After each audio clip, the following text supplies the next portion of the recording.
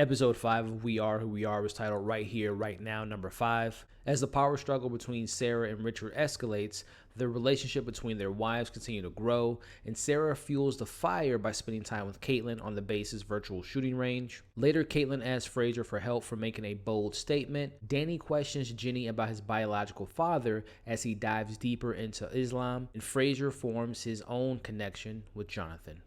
Hey, what's up, everybody, and welcome back to Movie Files. Elliot back again with my weekly recap, breakdown, and review of the latest episode of HBO's We Are Who We Are. We're talking episode 5 right here, right now, number 5. Very excited to let you all know what I thought about this episode in this spoiler discussion. Before we dive into it, as you can see on the screen now, make sure you're following me on all my other social media accounts. That way you all can stay up to date with what's going on over here at Movie Files. If you are new to the channel, welcome to the channel. Make sure you guys subscribe, and while you're at it, hit that notification bell so you don't miss any of my other HBO TV show coverage, my other movie reviews, TV reviews, as well as live streams and all the fun things we do on this very channel. Make sure you all give this video a thumbs up. Helps out the channel, but I also really appreciate it. And in the comments, guys, let me know what you all thought about this 5th episode in regarding the character development, your favorite moments. What do you think will happen in next week's episode? And let's have some great discussions as we've been doing with this show in the comments below. So, first and foremost, I enjoyed this episode so much more than I did last week. Again, you can see my review that I did last week. I wasn't the biggest fan of last week, and I've actually rewatched that episode.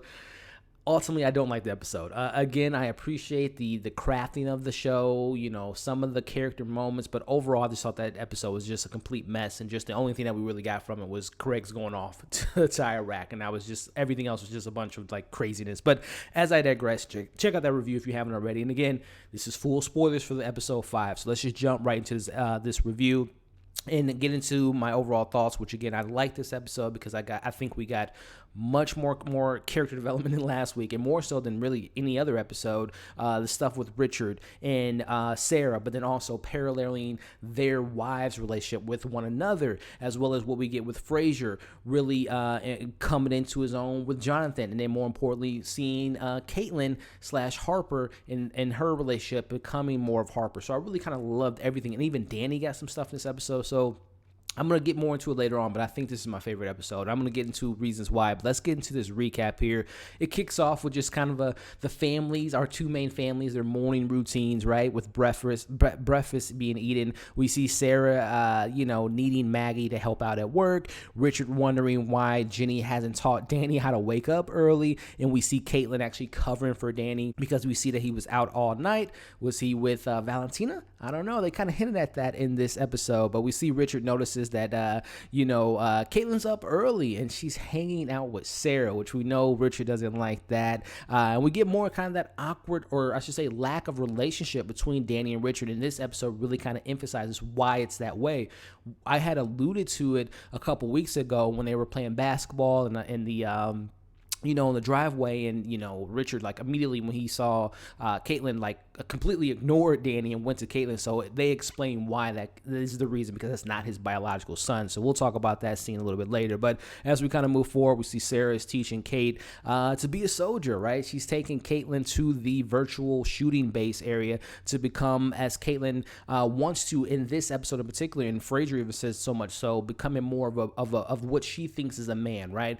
Going to the shooting range, having a mustache, cutting her hair off, what it's like to pee as a man. So this is a really interesting episode, and seeing that development between Caitlyn really wanting to transform more into Harper, and we'll get into that moment definitely for sure. So we see Maggie can't take Fraser to he asks us for a ride, but she doesn't want to take Fraser on a ride because she wants to hang out with Jenny. So episode 4, or say episode 3, really kind of alluded to their relationship kind of really sparking something being there.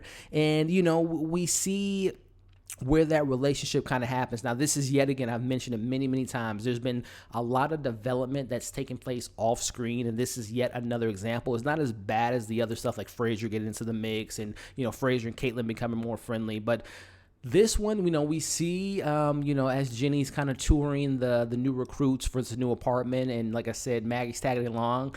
They sneak off to a vacant apartment, and they hook up. So again, we didn't really, it alluded to it in episode 3 that that's probably where it was going to go. But again, I assume this is one of many different secret hookups, because it seemed that they've been doing this on a regular. So again, an off-screen development, but this one's not as, like I said, this one felt a little bit more organic than the other ones. But no less, like I said, the biggest thing is they're hooking up. So has Maggie done this in the past? Has Sarah done that to Maggie? Do they cheat on each other? Are they aware of their infidelity? Is something that I remember when we saw Sarah dancing with Jonathan. I'm like, this is very sensual, very sexual. Is she hitting on Jonathan? And like I said, obviously with Maggie and Jenny, I wonder if it's just like a common theme, and how maybe it's a mutual agreement of just kind of being having multiple relationships with different people. So let me know what you guys think about that in the comments below. So also, is it me, or are the parent story just a little bit more compelling than some of the kids, man? Not so much so like Caitlyn and Fraser, but some of the other kids like Brittany and Sam and Danny and Craig. I think that the parents have a little bit more meat on the bones than the other supporting characters. But let me know what you guys think about that. But as we kind of move forward, Fraser sees a letter on the wall saying, Harper, where are you? I miss you and whatnot. And we see Kate telling Fraser about the amazing time she had with with Sarah that morning, which obviously clearly pissed off Fraser, because what we see Fraser do, as you all can, I'm not going to repeat his text message from his mom. You can see it on the screen right now. Again, more of that toxic relationship between the two. Moving forward, we for the first time all season, this was a really good Caitlyn episode, and I think that the young lady who I mentioned in my second review when she got her solo episode, where it's like I'm not getting the acting chops, the emotional beats haven't really connected with me with Caitlyn, but this episode, she really shined. Like, that actress did a great job in the role. Like, seeing her doing I assume it was like a poetry class, when she's speaking her poetry and just having the passion in doing so. And then another thing I love within that poetry scene was how Fraser stuck up for her, right? When the teacher was like, why did you choose that? And he stuck. I just love their friendship and how it's developing. But more importantly, like I said, I feel like the actress that's playing Caitlyn is really becoming the character and really embracing the character. And I really kind of like that. And again, I love their bond coming together. So again, kudos to her. As I had mentioned in episode 2, when I was kind of critical on her performance, she's starting to, as I mentioned in episode 2 review, growing into the role and really kind of showing her acting chops. So she's doing a good job there. So a small moment, but we see Kate wakes for Fraser for food and sees a man getting his haircut. Again, this whole episode is her kind of becoming who she wants to become, which is more of Harper, but a moment that we'll talk about a little bit later with the hair being cut off. But we also see she sees Brittany and Sam are now a thing, which we all kind of saw that coming. Let's be honest. Brittany tells Kate that she loves Sam. She's always loved Sam. And, Caitlyn, being Caitlyn, didn't take it as like she didn't fight her or yell at her. She was just like, yeah, it is what it is, and walked away. And I thought this was a really cool little slow motion scene. And I love the detail, the attention to detail. We know that this show takes place in 2016. And I love all the little like posters for the movies that came out that year. Again, Luca with the detail, man. He's a stickler for the detail. And I love that type of thing. So love this back and forth scene that we get here, guys, with Richard and Sarah, as we see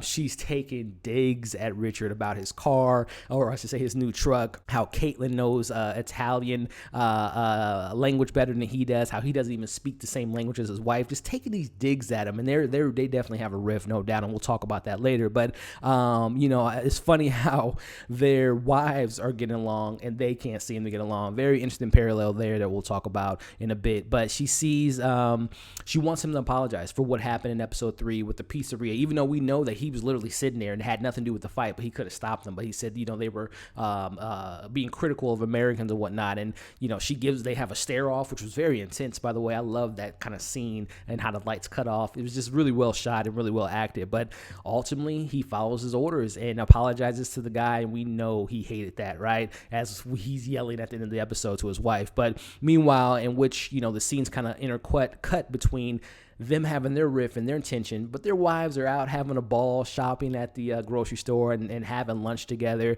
And it's in this scene, again, I'm just thinking to myself, I'm just finding the relationships between the parents, again, the parallel between how Fraser, or I should say Sarah and Richard have this much tension, but then Maggie and Jenny have this connection. I just love this kind of parallel stories that we're getting, and it's just really compelling to me, if I'm being honest, and I'm really enjoying everyone's relationship and seeing their parents and how their kids are interacting with one another. It's just really, really good writing, and everything's starting to come together, if I'm being honest, and I'm really loving what I'm seeing on the screen here. So moving forward, Jenny tells Maggie about her cousin being gay and why she kind of has the fears of kind of coming out as a gay woman. And again, Maggie continues to point to the fact that Richard controls Jenny. Like, they had a conversation about why they chose the name Danny versus going with a more of a Nigerian name. And again, Richard controls everything, and Maggie's pointing that out, right? And I kind of like that she's kind of alluding to, like, you need to leave him. And I think that's what's probably going to end up happening. So very interesting scene here. We see Kate and Fraser where she's assisting him with peeing. Again, we've seen Kate with the guns this episode, and now we're seeing her how it's like to pee as a man, right? And I think this is just, again, her wanting to transform into, becoming more of the Harper character. More of the conversations being had that we saw from weeks ago of her, conversations being had about people transforming and within the transgender community. And we see Kate trying to grow facial hair. And we see this continued frustration with Kate and her hair throughout this episode, and her leaning into cutting it off. And the time comes where the hair that she's grown, she's a 6-year-old, finally gets cut off. That's a pretty big moment, man, because again, just from my being a black man and having my mom and grandmother and having many, women that I know in the black community, and just women in general, and I mean, the hair in general, I shouldn't just specialize it to just black or white or women's or whatever the case may be, but hair is a very important thing for a lot of people, and seeing Caitlyn cut off her hair is a big pivotal moment for her. As we move forward, we see Kate, or in this case, really more so Harper, meeting the girl from episode 1 and 2, and Fraser there to support his friend. New haircut, new facial for Kate now, being more like Harper, and Harper sees this, and now he maybe sees the opportunity to be himself and maybe have a moment with Jonathan, as we saw in this episode when they were at the library, and then we've seen many moments of them together, and it's like it's time for Fraser to make a move, right? So Danny confronts his mom about hanging out with Maggie too much, as he mentioned these women aren't good, maybe alluding to them being gay, that they're not good people. Again, he's now kind of going more into his religious aspect, so I wonder if that's something that he was leaning towards in that comment there. And then she brings up, well, you've been hanging out with Valentina, which again, is he betraying his best friend, or is he just looking out for Valentina while Craig's overseas? Let me know you guys' thoughts on that. Again, interesting moment where Danny asks if his dad was Muslim. Again, I don't think they've ever alluded to this until this episode, that Richard isn't Danny's dad. He just adopted him once he married Jenny. So this is a very interesting moment, how many times she turns her back on her religion and her people. So Richard isn't his dad, and that explains their kind of awkward relationship, right?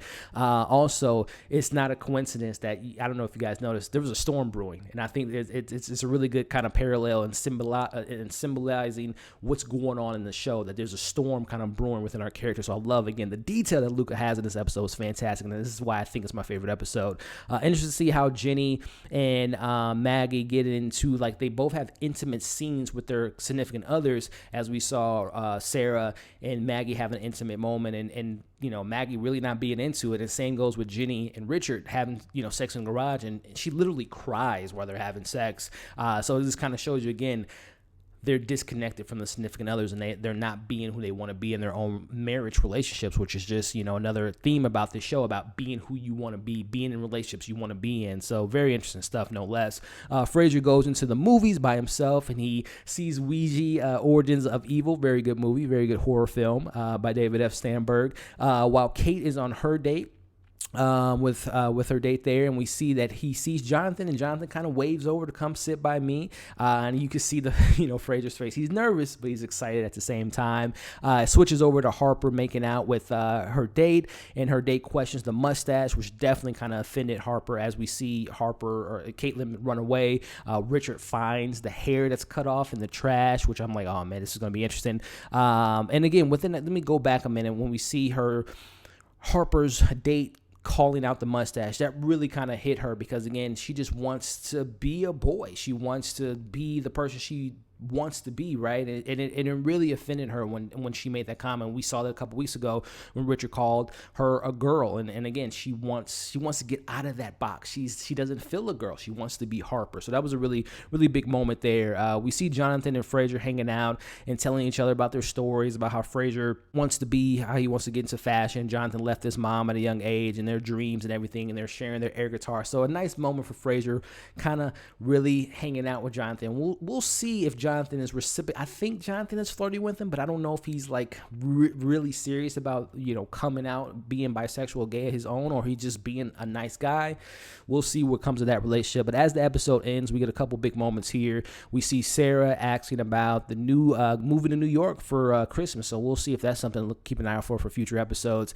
And how was the movies? And, we saw earlier in the episode, he doesn't want to talk to his mom for at least 11 days, I think he said. And Richard, and cutting between that, we see Richard yelling at Jenny about being embarrassed by Sarah and wanting to move away from them. He doesn't even want to be near them. So there's a lot of tension building between Sarah and Richard there. And we see Danny learning how to speak Arabic. Again, him becoming more of his heritage.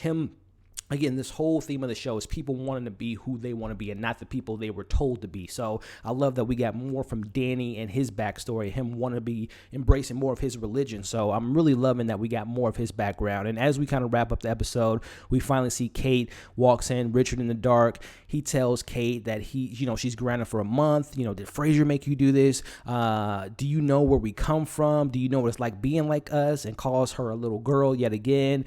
And Kate doesn't say anything. She just cries, hugs her dad, and I think Kate at that point was just so upset about being rejected as not being looked at as a boy, as her date called out the fake mustache, and the date even said, "Oh, I know you're a girl," and I think that really kind of hurt her feelings, especially when her dad's yelling at her, calling her a little girl. It just kind of all hit her at one point. So I really enjoyed this episode. Wrapping this up here, much more than I did last week, and like I said, I think this is my favorite episode so far, and I love that this is kind of building the character's growth. We're greeting those great parallels between what we're getting with the kids and their parents, and what we're getting between, Maggie and Jenny and, Richard and Sarah, and just I love all that stuff. And again, I really appreciate that now Danny's getting more into the mix. I don't know how much we can expect to see more of Sam and Brittany, and even if Craig's coming back, Valentina and all those characters, but I'm really loving the main characters really kind of coming together in their story. So all in all, really enjoyed this episode, but I want to know what you all thought of this episode. Let me know your pros and cons in the comments below, and what you guys hope to see